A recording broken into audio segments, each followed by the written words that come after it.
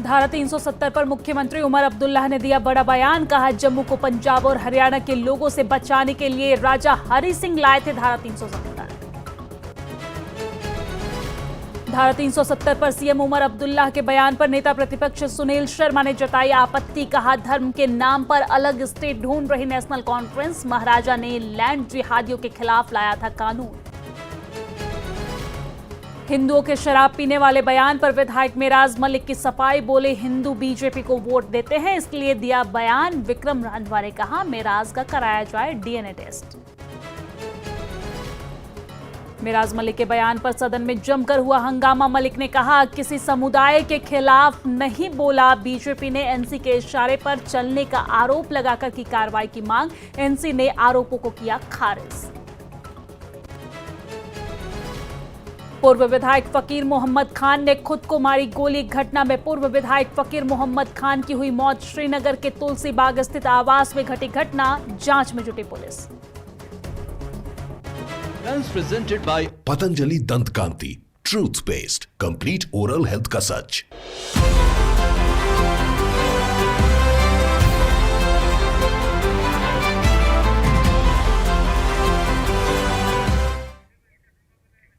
नमस्कार, news 18 JKLH देख रहे हैं आप। मैं हूं आपके साथ दिव्या सिंह। कुछ लोग बेवजह की बातों से पंजाब और हिमाचल के बीच दूरियां और दरार पैदा करने में जुटे हुए हैं। पहले हिमाचल में मणिकर्ण गुरुद्वारे जा रहे श्रद्धालुओं ने जगह जगह पर भिंडरावाले के झंडे लहराए और जिसका विरोध हुआ तो पंजाब में हिमाचल रोडवेज की बसों पर भिंडरावाले के पोस्टर लगा दिए गए। और कल पंजाब के खरड़ में यात्रियों से भरी बस पर कुछ लोगों ने हमला कर दिया और बस में तोड़फोड़ कर दी, जिससे मामला गर्माता जा रहा है। जिसके बाद अब सवाल उठ रहे हैं कि आखिर वो कौन लोग हैं जो माहौल खराब करने में जुटे हुए हैं। देखिए एक रिपोर्ट।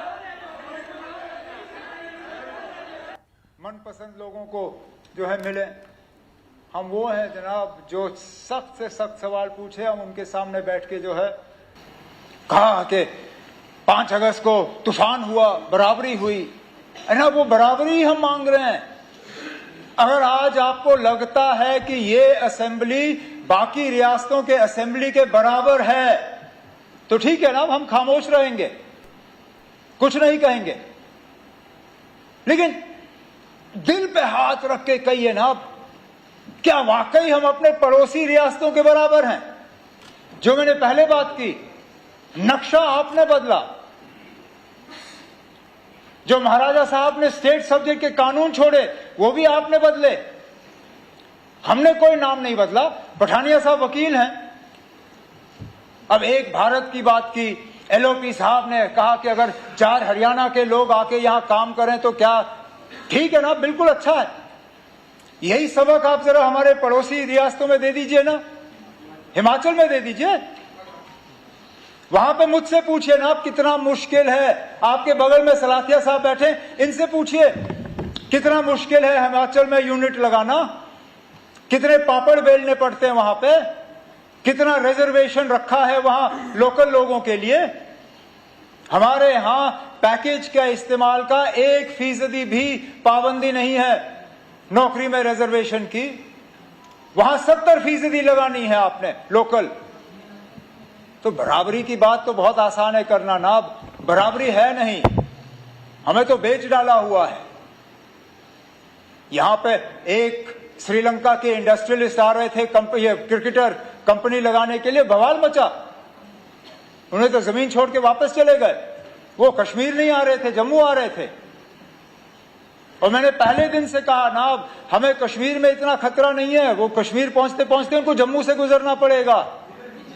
अरे अब चिंता है, चिंता है। मैं बताऊं क्यों, ठहरे ना, चिंता है। आप नहीं हो, आप नहीं हैं। अरे ना, इतिहास समझिए, इतिहास समझिए।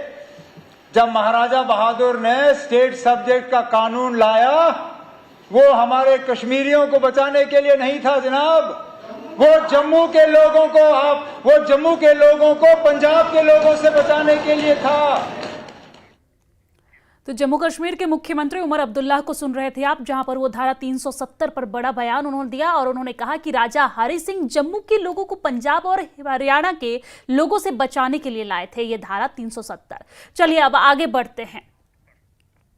और आपको बता दें, धारा 370 पर सीएम उमर अब्दुल्ला के बयान पर नेता प्रतिपक्ष सुनील शर्मा ने भी कहा है। क्या कुछ कहा है, आइए सुनते हैं। मैंने सबको मुबारकबाद दी कि 90 एमएलएज ने भारत के संविधान के अनुसार पहली बार जम्मू कश्मीर की असेंबली में शपथ ली है। लेकिन नेशनल कॉन्फ्रेंस के मेरे साथियों को बहुत मिर्ची लगी, इससे परेशान हो गए। उन्हें पता ही नहीं था, वो ले चुके हैं शपथ, लेकिन उन्हें पता ही नहीं था कि आईन Hind constitution of India Bharat के संविधान के अनुसार हर मेंबर शपथ ले चुका है। दूसरा, मैंने इन्हें बताया कि एक लेजिस्लेटिव जहाद यहां पे जो छिड़ा है, इस लेजिस्लेचर को उन लैंड जहादियों की प्रोटेक्शन का सदन बनाया गया है जिन जहादियों ने यहां पे डेमोग्राफिक इन्वेजन किया है।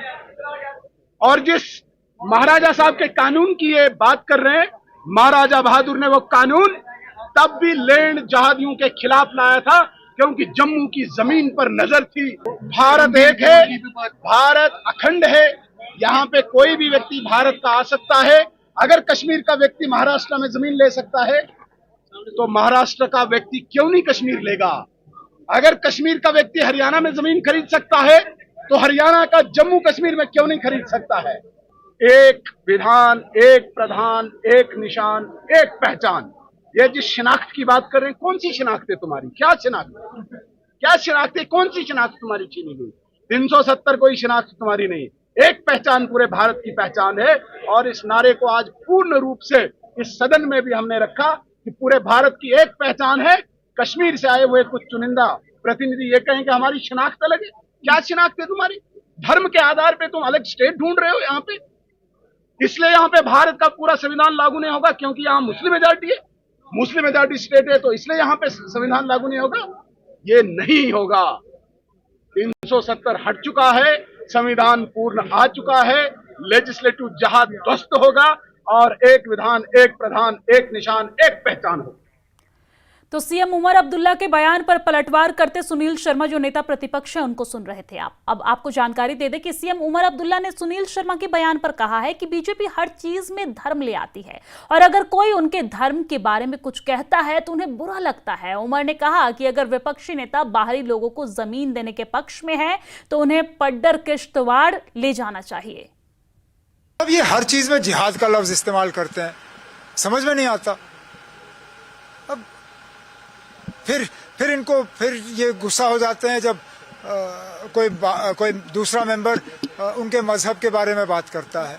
बेहतर यही होगा कि कोई ऐसी बात ना करें जिससे कि किसी के मजहब को ठेस पहुंचे।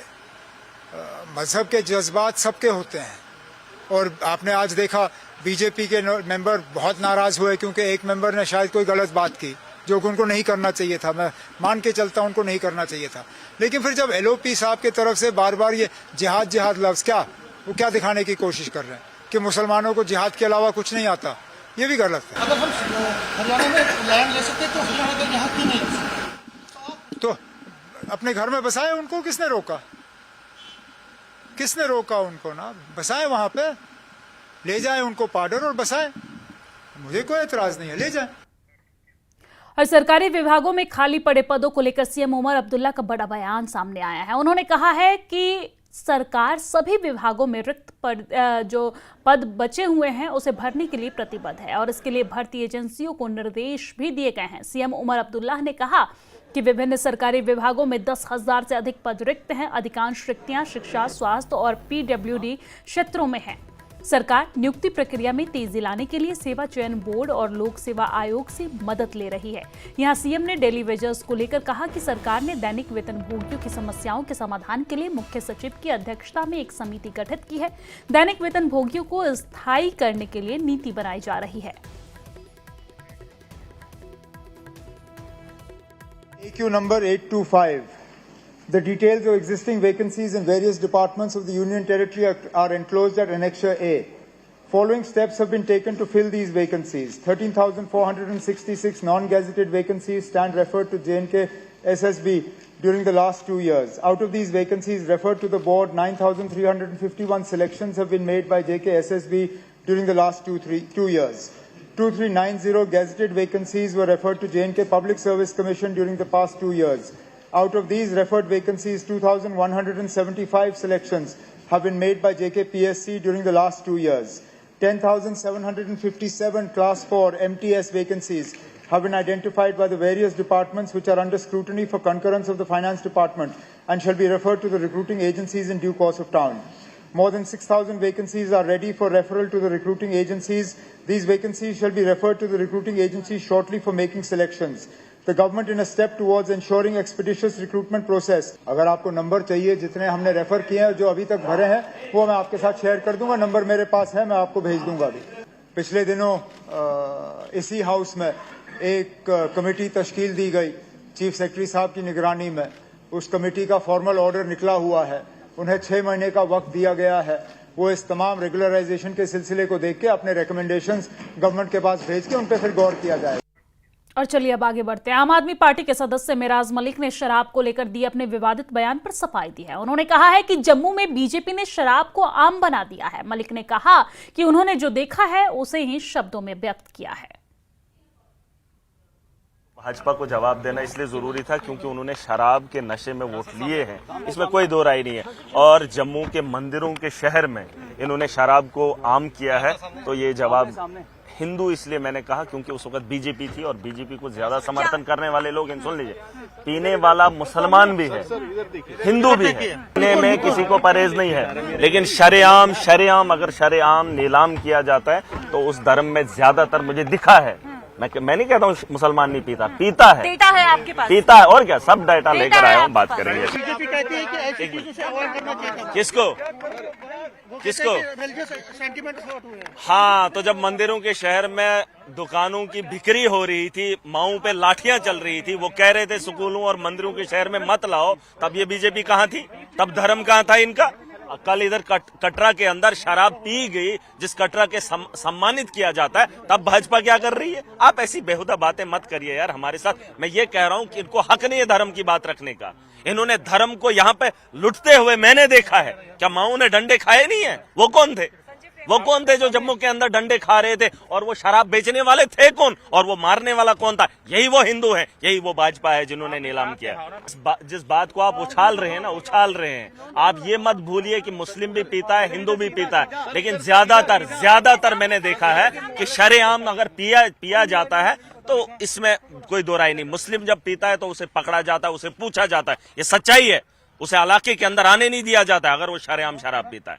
लेकिन गलियों में, नालियों में और शादी होती है, वो त्योहार नहीं है। शादी भी त्योहार होता है और शादी के अंदर तो ये चीजें होती है। ऐसा नहीं है, मैं बात करूंगा, जब बात शराब पे छेड़ी दी है तो छेड़ेंगे, छोड़ेंगे नहीं। तो पहली बार मुंह से निकल गया, वो किसी माहौल में निकल गया, ऐसा नहीं है। पीने वाले सारे हैं, लेकिन जिन लोगों ने इसको आम किया है वो फिरका एक ही है। भाजपा के अंदर जितने भी एमएलए हैं वो हिंदू तबके से हैं, और मंदिरों के शहर में अगर शराब की बिक्री हो रही है तो बेचने वाला भी वही है। यहाँ पर मुझे जम्मू में बता दीजिए एक मुस्लिम की कहाँ है दुकान। अब जब टेम्पर अंदर खराब करेंगे तो बाहर कितना ही दिमाग रहेगा। कोई बात नहीं है, अगर किसी को ठेस पहुंची होगी हम शर्मिंदा हैं, ऐसा नहीं है। हमारा मकसद किसी को ठेस पहुंचाना नहीं है, बल्कि नौजवानों को और नस्लों को बचाने के लिए हम कोशिश कर रहे हैं। जो दिखता है कम से कम वो तो बोलो। मैंने ऐसा ही माहौल देखा है। और महराज मलिक के शराब वाले बयान को लेकर बीजेपी विधायक विक्रम रांधवा ने महराज मलिक पर हमला बोला है। विक्रम रांधवा ने कहा है कि ये पता लगाना चाहिए कि वो मुस्लिम है या नहीं। रांधवा ने आगे कहा कि महराज मलिक का डीएनए टेस्ट कराया जाना चाहिए। देखिए, मैंने पहले भी बात की, कल हमने हाउस में भी कहा कि इसकी छोटी मानसिकता पे हाउस को निगरानी रखनी चाहिए। ये हाउस की सैंक्टिटी को हर्ट करता है। बेबुनियाद इश्यूज को उठा के सिर्फ टीआरपी हासिल करनी और सोशल मीडिया पे जिंदा रहने का प्रयास करता है। ये गलतफहमी का शिकार है। इसको इस बात की अकल होनी चाहिए, ध्यान होना चाहिए कि ये रमजान का पाक महीना चल रहा है। इस महीने में हम दूसरे धर्म की क्या निंदा करनी है, हमें अपने धर्म का ही पालन करना होता है। ये मुझे लगता है मुसलमान भी ढंग का है कि नहीं है, वो भी इस्लामिक फंडामेंटलिस्ट को ध्यान देना चाहिए। इसके पता करवानी चाहिए कि इसका डीएनए टेस्ट करवाइए, ये है क्या। सिर्फ टीआरपी हासिल करने के लिए कुछ भी बेबाक बकता रहता है। आने वाले दिनों में इसको बताएंगे कि इनका जवाब क्या होता है, हिंदू शराब पीता है कि मुसलमान पीता है। और शराब वाले बयान पर विधानसभा में मेराज मलिक और बलवंत सिंह मनकोटिया के बीच तीखी नोकझोंक हुई। मनकोटिया ने मेराज से माफी की मांग की। उन्होंने कहा कि हिंदुओं की भावनाओं का अपमान किया गया है। मनकोटिया ने कहा कि वो मेराज के खिलाफ कार्रवाई चाहते हैं क्योंकि उन्होंने हिंदू समुदाय का अपमान किया है। इस मामले पर मेराज मलिक ने कहा कि उन्होंने किसी समुदाय के खिलाफ कुछ नहीं कहा, सिर्फ इतना कहा कि बीजेपी शराब कारोबार को बढ़ावा देती है, जिस पर बीजेपी ने एनसी के इशारों पर चलने का आरोप लगाकर मेराज पर कार्रवाई की मांग की है। हालांकि बीजेपी के आरोप को एनसी नेता तनवीर सादिक ने खारिज कर दिया। हिंदू धर्म ऐसा शब्द, और ये कहते हैं कि नहीं सारे लोग शराब पीते हैं। क्या ये भावनाओं को ठेस नहीं पहुंचाया? क्या आहत नहीं किया? इसीलिए ये सदन बना है, इसीलिए इस असेंबली को कॉन्स्टिट्यूट किया गया है। यहां पे एक विशेष धर्म को ठेस पहुंचाओ आप, ये कभी कबूल नहीं करेंगे हम। ऐसे मेंबर को यहां पे माफी मांगनी चाहिए जो एक धर्म विशेष की भावनाओं को आहत कर रहा है। पूरा हाउस, मुझे लगता है ट्रेजरी बेंचेस को भी कहना चाहिए, अपने स्पीकर को, कि ऐसे व्यक्ति को या तो अलाउ नहीं करो। क्या यहां से जो बातें बाहर जाएंगी, बाहर सारे लोग चुप रहेंगे ऐसी बातों को सुन के? यही हम एक्सपेक्ट कर रहे हैं समाज से। तो क्या यहां पे आग नहीं लगाई जा रही है? मेज थपथपाए जा रहे हैं, फिर ये कहा जा रहा है कि नहीं इसको हमारा भी टाइम दीजिए क्योंकि ये हिंदू समाज हिंदू धर्म के विरुद्ध बोल रहा है, इसलिए इसको टाइम दिया जाना चाहिए। यहां पे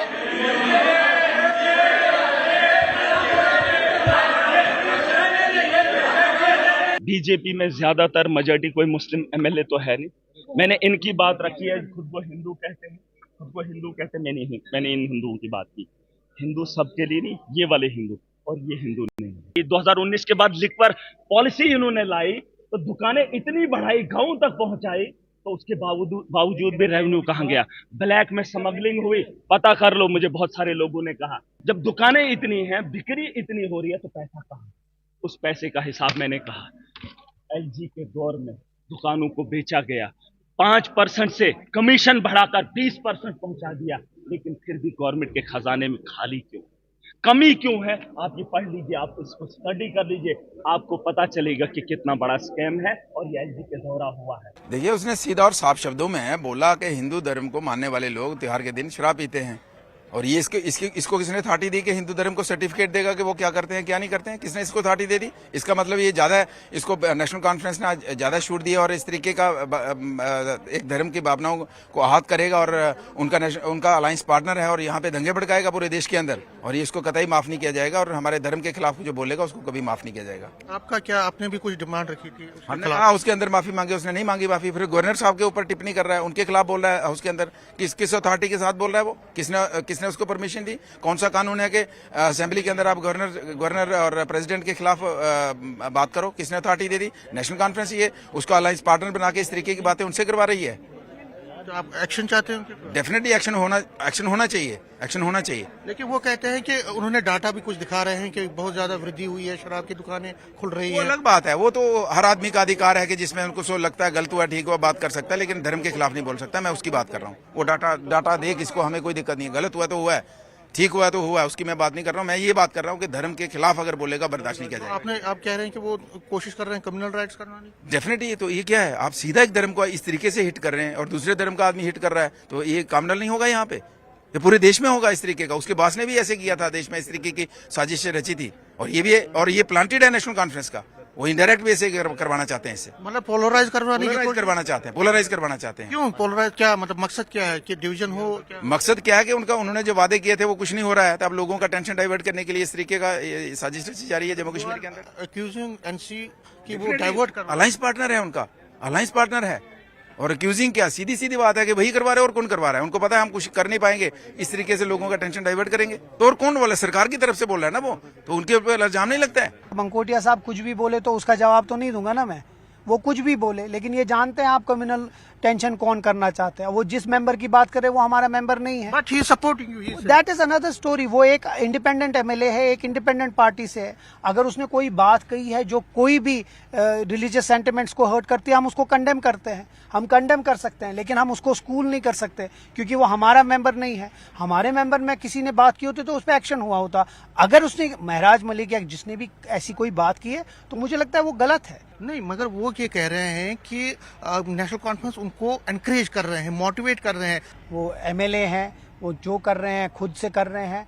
अगर हमारे हाथ में कुछ है तो हम ऐसी चीजें कभी होने नहीं देंगे। You support action against him?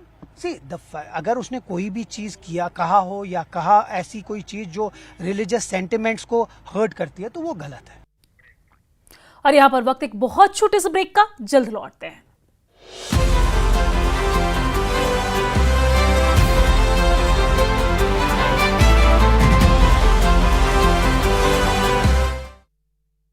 Patanjali कच्ची।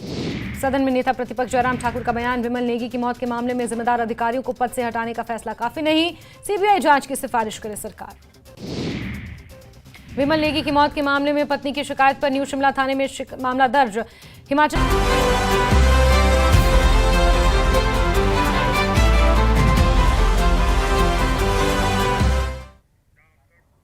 और ब्रेक के बाद एक बार फिर से स्वागत है आप सभी का। निर्दलीय विधायक शब्बीर कोले ने कहा है कि वीआईपी के लिए हेलीकॉप्टर और अन्य चीजों पर भारी मात्रा में पैसे खर्च किए जा रहे हैं। एनसी सदस्यों ने मामले की जांच की मांग की।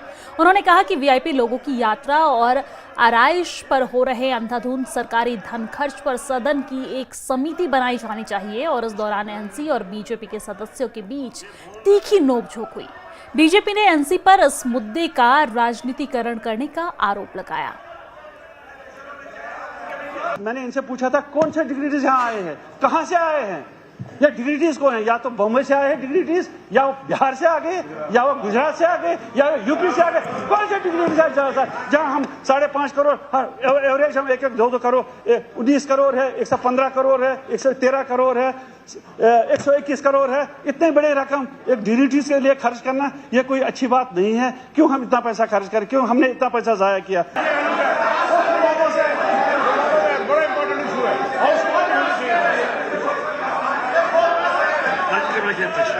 तो आपसे गुजारिश करते हैं कि इस सिलसिले में एक हाउस कमेटी बनाएं जिसमें सारे लोग शामिल हों और वो इसकी तह तक जाए और ये साबित और इसकी जो तहकीकात होनी चाहिए और टाइम।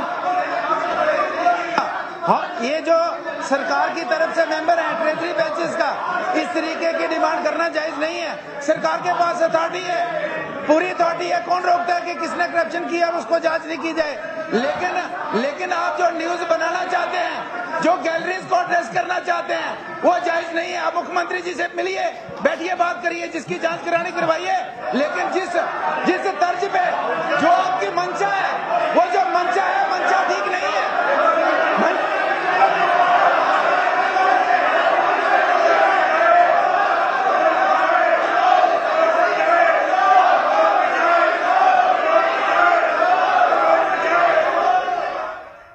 सीपीआईएम के मोहम्मद यूसुफ तारिगामी ने सदन में पर्यटन, अस्थायी कर्मचारी, पुलिस और सत्यापन और जम्मू कश्मीर में बाहर कैद लोगों सहित महत्वपूर्ण मुद्दे उठाए हैं। तारिगामी के अनुसार पर्यटन क्षेत्र महत्वपूर्ण है और आतंकवाद से बुरी तरीके से प्रभावित हुआ है। अब सरकार को पर्यटन क्षेत्र पर ध्यान देना चाहिए। और इस दौरान तारिगामी ने अस्थायी कर्मचारियों को स्थायी बनाने के सरकार के फैसले का स्वागत भी किया है। एक अहम सेक्टर हमारा टूरिज्म का,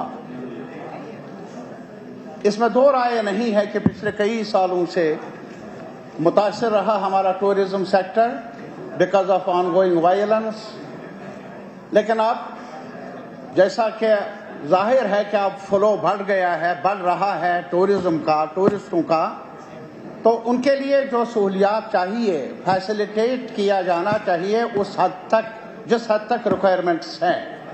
I am not in favor of any forum, in any forum whatsoever, कोई भी अनलॉफुल एक्टिविटी हो, उसका सामना करना है, तदारुक करना है। But how? अनलॉफुल का तदारुक नहीं किया जा सकता है by resorting to unlawful means. Unlawful का मुकाबला किया जा सकता है within the range of law. ये जो डर्टी न्यूज हैं उनके केसेस का एक बार रिव्यू किया जाए और अगर कुछ नहीं मुमकिन है कम से कम उनको लाया जाए जम्मू कश्मीर के जेलों में ताकि उनके रिश्तेदार उनसे वक्तन फवक्तन मिल सके। माइग्रेंट्स के लिए हमारी गुजारिश है वो हम एक हैं, उनकी वापसी का जहां तक ताल्लुक है कोई पैकेज कोई रास्ता ढूंढा जाए ताकि हेडक्वार्टर पर और उनके जो मसाइल है यहाँ जगती देख लीजिए खंडरात बन चुका है, बहुत अभी गिर भी गया था कुछ कमरे वहां, उसकी तरफ भी तवज्जो देना चाहिए। और चलिए अब आगे बढ़ते हैं। भारतीय जनता पार्टी के नेता और पूर्व विधायक फकीर मोहम्मद खान ने श्रीनगर के तुलसी बाग स्थित अपने आवास में कथित तौर पर खुद को गोली मार ली है। इस घटना में उनकी मौत हो गई है। खबर मिलते ही वरिष्ठ पुलिस अधिकारी मौके पर पहुंचे और जांच में जुट गए हैं।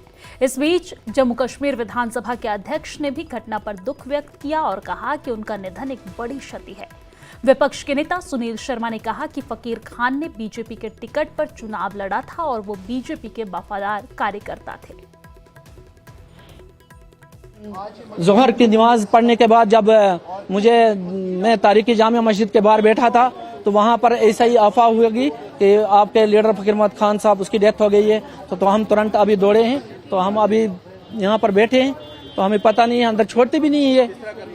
बहुत बड़ा सदमा है। जिंदगी में पहले बार हमें सब कुछ हमारा अभी तिलेल गुरेज का सब कुछ लुट चुका, क्योंकि गरीबों की आवाज थी।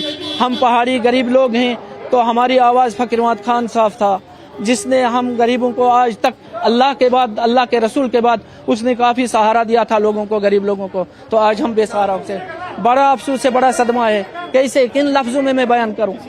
फकीर मोहम्मद खान साहब हमारा पार्टी का लीडर था, बहुत अच्छा। पहले उसने जीता आजाद उम्मीदवार, उसके बाद वो कांग्रेस में भी रहा, उसके बाद इस साल बीजेपी में था, 1000 वोट से हारा था। बहुत सारे सर कहने की बात ही नहीं है, अभी हम कुछ नहीं कह सकते। उसके 2 बॉडीगार्ड्स थे बस, और हमें अभी तक नहीं सुना। उसके बाद देखेंगे, जब तक डीडीसी चेयरमैन साहब भी आएगा उससे बात करेंगे, उसके बाद हम खुलासा करेंगे कि ऐसा हुआ तो क्यों हुआ। और इस बुलेटिन में फिलहाल के लिए इतना ही। मुझे दीजिए इजाजत। नमस्कार।